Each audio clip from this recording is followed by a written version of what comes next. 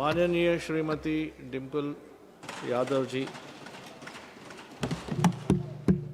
Thank you, Speaker, sir, for giving me an opportunity to speak in the Public Examination Prevention of Unfair Means Amendment.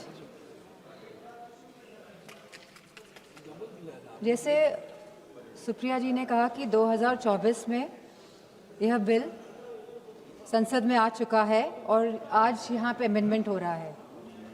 2024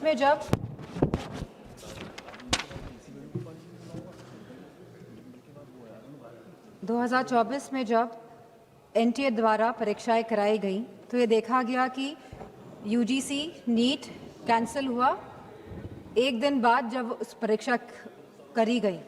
CSIR NEET, NET PG, CUET ये सब delay हुए और cancel हुए। इसके बाद CBI investigation बैठी और आज तक उस इन्वेस्टिगेशन का क्या परिणाम निकला है ये नहीं पता है। तो हम चाहेंगे मंत्री से कि ये बताएं कि इसका क्या परिणाम निकला और कौन कौन लोग इसमें कन्विक्ट हुए। Government appointed an expert panel, made 101 recommendation, and the center assured the court on 2nd January 2025 it would implement all of them. इसके बावजूद भी 3 मई 2026 को नीट की परीक्षाएं हुई,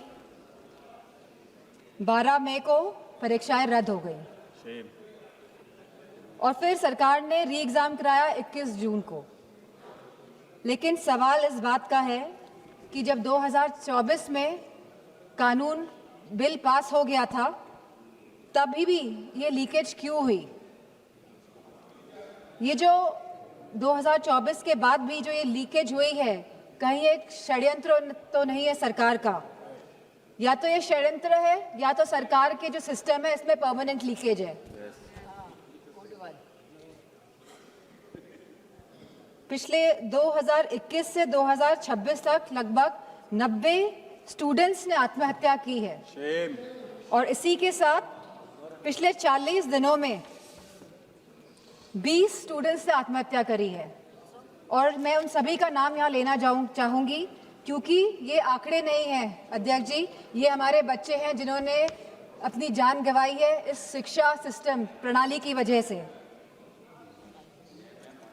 इनका नाम है चंचल भारती जी, जो ये अब हमारे बीच में नहीं रहे हैं बच्चे, ऋतिक मिश्रा जी, प्रदीप कुमार जी, आकांक्षा चतुर्वेदी जी, शेख सना जी, S Gopika ji, C Vidyanand ji, Simran, are रोशनी, सुशील ढांगे, सिद्धार्थ हेगड़े, अनु कीरथना, भाग्यश्री, अनिष्का पांडे, उमेश माली, रेनू मीना, रिया कुमारी थापा, शिवानी यादव, रीमा बेगम, मैथैली अशोक सोनावने।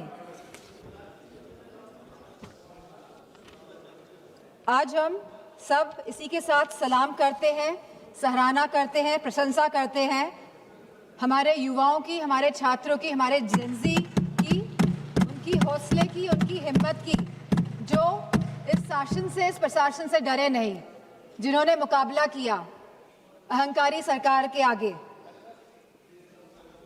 ये पूरा जंतर मंतर का जो आंदोलन है ये पिछले 1 महीने से ज़्यादा से चल रहा था और बहुत ही शांतिपूर्ण तरीके से चल रहा था।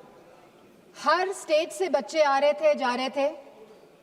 16 तारीख को इसमें अनशन भी करा गया, लगभग 37 स्टूडेंट्स अनशन पे बैठे और इसी के साथ सोनम वांगचुक जी भी इस अनशन पे बैठे। बहुत ही शांतिपूर्ण तरीके से पूरा आंदोलन चल रहा था। समाजवादी पार्टी को पूरा समर्थन था इस आंदोलन का और मैं कहना चाहूँगी कि हमारे सभी युवा समाजवादी पार्टी के सांसद इस आंदोलन में गए, शरीक होने गए और ये कोई पॉलिटिक्स करने नहीं गए थे। जितने भी हमारे युवा सांसद और जितने भी सांसद और एमएलए गए थे, क्योंकि हम साथ खड़े होना चाहते थे इस देश के युवा के लिए, उनके हक के लिए, उनके अधिकार के लिए। इसीलिए हम सब जंतर मंतर पहुंचे। 18 जून को मैं भी जंतर मंतर गई, वहाँ पे सोनम वांगचुक जी से मिली जो आंदोलन में बैठे थे, जो बिना कुछ खाए पिए जहां उनको 16 दिन हो गए थे, अनशन पे बैठे हुए थे सभी बच्चे और सोनम वांगचुक जी। लेकिन 18 जुलाई को सरकार ने क्या किया?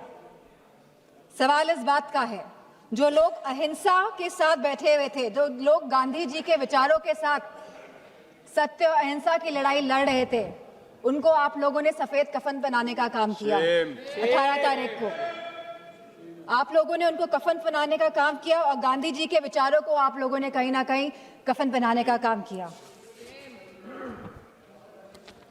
इस देश में लोकतंत्र तो है, लेकिन वाकई में क्या स्वतंत्रता है? सवाल इस बात का है आज। जिस तरह बच्चे आए 20 जुलाई को, और कहां से नहीं आए, हर प्रदेश से बच्चे आए, यूपी हो, बिहार हो, तमिलनाडु हो, आसपास के मध्य प्रदेश हो, सभी स्टेट से, बॉम्बे हो, सभी स्टेट से, सभी प्रदेशों से बच्चे आए, क्योंकि वो सब अपनी एकता दिखाना चाहते थे। क्योंकि ये लगातार पेपर जो लीक हो रहे हैं, लगातार जिस तरह का दौर चल रहा है आज, और लगातार जिस तरह सरकार आंखें मूंद के बैठी हुई है और जो सुन नहीं रही है, वो अपनी बात रखने आए थे सरकार से, वो अपनी भावनाओं को सरकार के सामने रखने आए थे। वो चाहते थे कि जो एजुकेशन मिनिस्टर है उनका रेजिग्नेशन हो, और तो कोई बात नहीं थी। सब अपनी एकता और अखंडता दिखाने आए थे। For a purpose they had come to Jantar Mantar. लेकिन सरकार ने उनके साथ क्या बर्ताव किया, सवाल इस बात का है। क्योंकि हम लोग भी उस आंदोलन में शामिल हुए। और क्यों शामिल हुए हम लोग? क्योंकि ये बच्चे आंदोलन में बैठे थे, क्योंकि ये हमारे देश के बच्चे आंदोलन में बैठे थे। हो सकता है हमारे बच्चे नहीं बैठे हो, हम किसी के भी, लेकिन बच्चे तो देश के थे, हमारे बच्चे थे। इसी भावना के साथ हम इस आंदोलन में गए कि हमको साथ देना है, नहीं तो हम अपना मुंह कैसे दिखाएंगे? हमारी अंतरात्मा क्या जवाब देगी? और ये आत्मा की जवाब जो हम दूसरों को नहीं देना चाहते थे, हम खुद को, हमको जवाब देना था। इसीलिए हम सब गए। लेकिन जो बर्बरता देखी गई सड़कों पे, उसका बयान नहीं किया जा सकता है।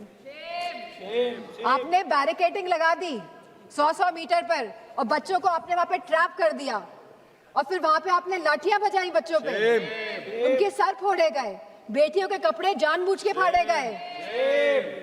ये सरकार जो बेटियों की बात करती है, आपने बेटियों के कपड़े फाड़े, आपने कील लगी वाले डंडों से बच्चों के सर फोड़े, वहां पे आपने पैलेट गन चलाई, आपने बिहार में AK-47 का प्रयोग किया।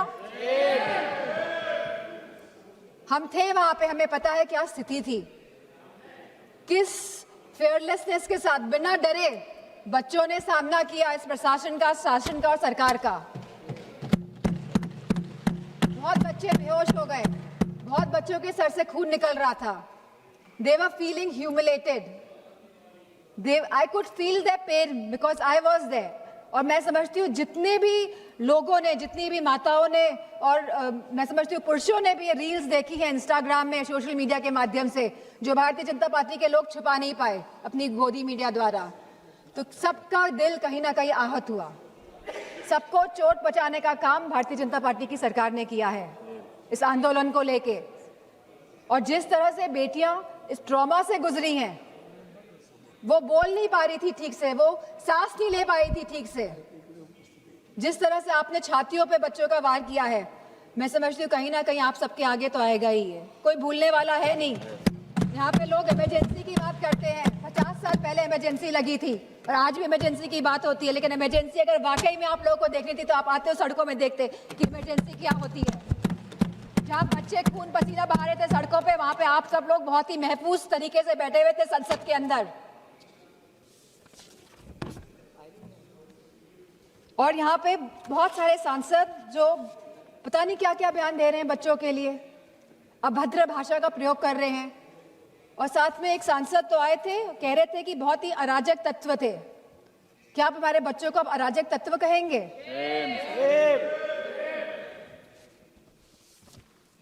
यहाँ पे जो सांसद है वो तो डर के मारे इधर से उधर हो रहे हैं। सरकार को डिलिमिटेशन बिल पास कराना है तो दबाव बनाया जा रहा है सब पे कि आप इधर हो जाइए, आप उधर हो जाइए, लेकिन आप लोग बच्चों पे कोई दबाव नहीं बना पाए। और हमें बहुत फक्र है इस बात का कि हमारे बच्चे झुके नहीं आपके आगे, इस सरकार के आगे नतमस्तक नहीं हुए। आप लोग तो अमेरिका वालों के सामने नतमस्तक होके आ गए।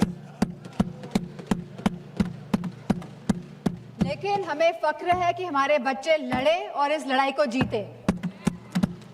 और मुझे खुशी इस बात की है कि समाजवादी पार्टी पूरी तरह से यूथ के साथ, छात्रों के साथ खड़ी रही और आगे भी हमेशा खड़ी दिखाई देगी।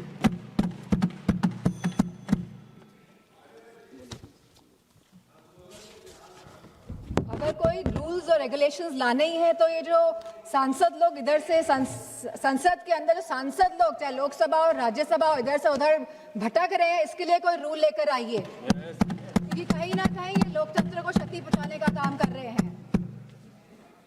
और आज जिन बच्चों का खून बहा है, जो बच्चे आहत हुए हैं, जिन बच्चों के साथ बहुत ही गंदा व्यवहार किया गया है सरकार द्वारा, चाहे वो बीजेपी के सभी सांसद हो, चाहे उनके अलायंस पार्टनर हो, सारे लोग ये जिम्मेदार हैं।